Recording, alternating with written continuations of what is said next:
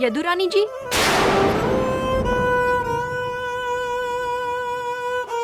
यदुरानी जी, वसुदेव जी आ रहे हैं। देवकी, आज मैं तुम्हें ऐसा शुभ समाचार सुनाऊंगा, इसे सुनकर तुम प्रसन्न हो जाओगी। हमें इस बात का पता ही नहीं था कि प्रभु परमेश्वर हम पर इतना प्रसन्न होंगे। परंतु भैया हम पर प्रसन्न नहीं है। भैया, कंस सृष्टि प्रभु की इच्छा अनुसार चलती है। कंस जैसे पापी अधर्मी लोगों की इच्छा अनुसार नहीं। कंस ने हमारी 8वीं संतान को नष्ट करने का प्रयास किया है, फिर भी क्या हुआ? हमारा 8वां पुत्र तो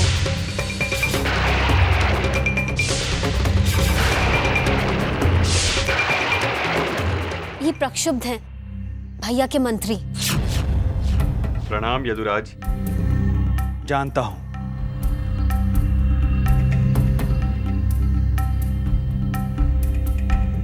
ये आप ही की प्रतीक्षा कर रहे हैं। यदुराज, मथुरा नरेश ने आपको इसी समय मिलने बुलाया है। क्षमा कीजिए, परंतु आपको हमारे साथ चलना होगा। क्यों? ऐसी क्या आपात स्थिति हो गई है? ये तो केवल महाराज कंस ही जानते हैं। चलिए। भैया से मैं भी कई दिनों से नहीं मिली। क्षमा कीजिए यदुरानी, परंतु महाराज ने केवल यदुराज वसुदेव जी को ही लाने की आज्ञा दी है। चलिए। चले मंतरी संग में, मथुरा जब वसुदेव विनती करती देव की, रक्षा करो हे प्रभु, मेरे पति की रक्षा कीजिएगा। रक्षा करो प्रभु देव।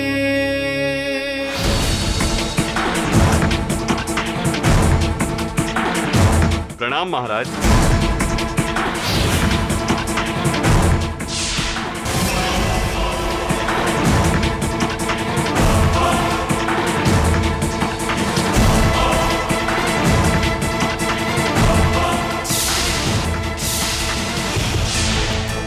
तुमने शिष्टाचार का पालन नहीं किया है वसुदेव। मथुरा नरेश को प्रणाम किया जाता है, जानते हो ना? मेरे सामने मथुरा नरेश नहीं, मेरे पुत्रों का हत्यारा खड़ा है। और एक पिता अपने पुत्रों के हत्यारे को कभी प्रणाम नहीं करेगा। कंस, वसुदेव! चिल्लाने से सत्य असत्य में नहीं बदल जाएगा। कंस,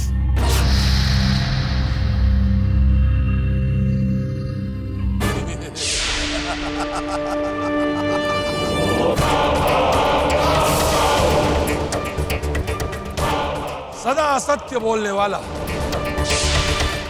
सत्य का गुणगान कर रहा है। मैंने कभी असत्य नहीं बोला। कंस, एक और असत्य, अपने आप को सत्यवादी कहने की आड़ में तुम असत्य पर असत्य ही बोलते आए हो वसुदेव। तुमने सदा मेरे साथ छल किया है, विश्वासघात किया है मेरे साथ। तुम्हारी बुद्धि भ्रष्ट हो गई है कंस। मैंने इन्हीं हाथों से मेरे 6 की 6 संतानों का जन्म होते ही उन्हें तुम्हें लाकर सौंप दिया था, और तुम कह रहे हो कि मैंने तुम्हारे साथ विश्वासघात किया है, छल किया है। देवकी की 8वीं संतान का तुमने देवकी की 8वीं संतान मुझे लाकर नहीं दी थी। उसे तो स्वयं तुम लेकर गए थे कंस। वो तो कन्या थी, कन्या। और पूछने पर तुम ही ने कहा था कि इस बार कन्या ही हुई है। उस समय मैंने सत्य ही कहा था। यदि तुमने सत्य कहा था तो फिर उस कन्या ने मुझसे क्यों कहा कि मेरी मृत्यु ने किसी और स्थान पर जन्म ले लिया है?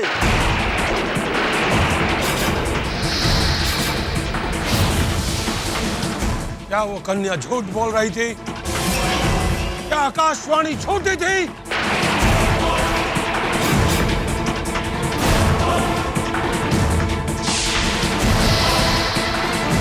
बोलो वसुदेव, मेरी मृत्यु ने कहां जन्म लिया है? कहां जन्म लिया है मेरी मृत्यु ने? कहां जन्म लिया है मेरी मृत्यु ने?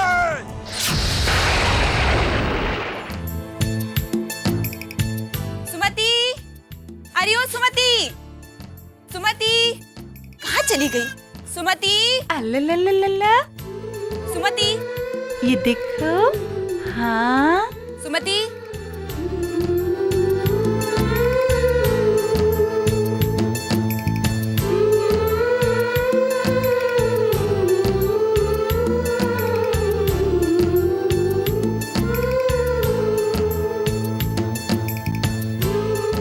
क्या है? सुमति, मुझे बुलाया नंदरानी? गायों को चारा खिलाया तूने? नहीं। दूध दूहा? नहीं। नहीं ना? आजकल बड़ी कामचोर हो गई है तू।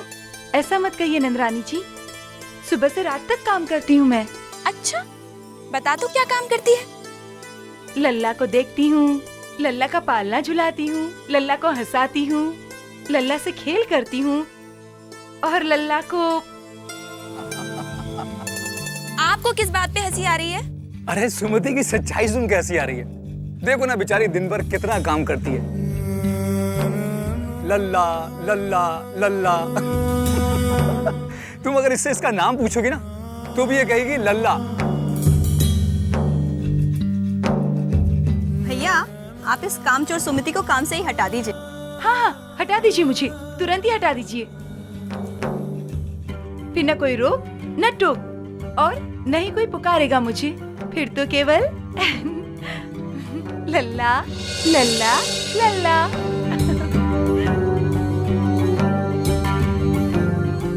है ना लल्ला? नारायण नारायण प्रभु, लल्ला तो सबका प्यारा हो गया है। देवर्षि, यही तो ईश्वर की मोहिनी है, ईश्वर का आकर्षण है। सत्य, धर्म, न्याय, नीति, ये चार भुजाएं हैं ईश्वर की, और इन्हीं भुजाओं के साथ ईश्वर धरती पर अवतरित होते हैं। उनका रूप तेजस्वी है देवर्षि, केवल दर्शन से ही सभी लोग प्रभावित हो जाते हैं। चुंबक की तरह उनका तेज लोगों को अपनी तरफ खींचता है। उनकी मुस्कान लोगों के दर्द और दुख दोनों को ही भुला देता है। जहां ईश्वरीय अवतार है वहां सुख, समृद्धि, समाधान है। वो पास होते हैं तो लोगों को लगता है कि वो ईश्वर के परम धाम में खड़े हैं। नारायण नारायण।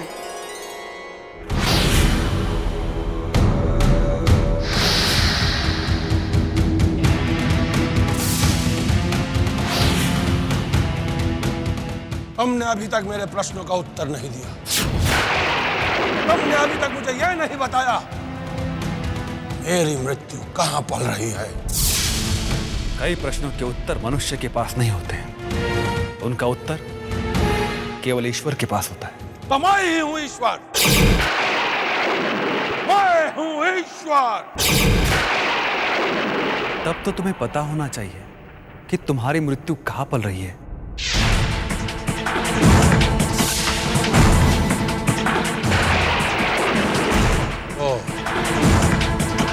तो सत्यवादी वसुदेव शब्दों से खेल रहा है। नहीं, तुम्हें सत्य से परिचित करवा रहा हूं। मैं किसका सत्य सत्य मानूं? तुम्हारा या उस अष्टभुजा वाली कन्या का? दोनों का। दोनों का? दोनों सत्य कैसे हो सकते हैं? सत्य सत्य होता है कंस। सत्य जिस दिन तुम्हारे सामने आ जाए उसके तेज से तुम्हारी आंखें मूंद जाएगी और तुम जान जाओगे कि यही सत्य है। कंस, मैं फिर से कह रहा हूं, सत्य को किसी भी प्रमाण की आवश्यकता नहीं।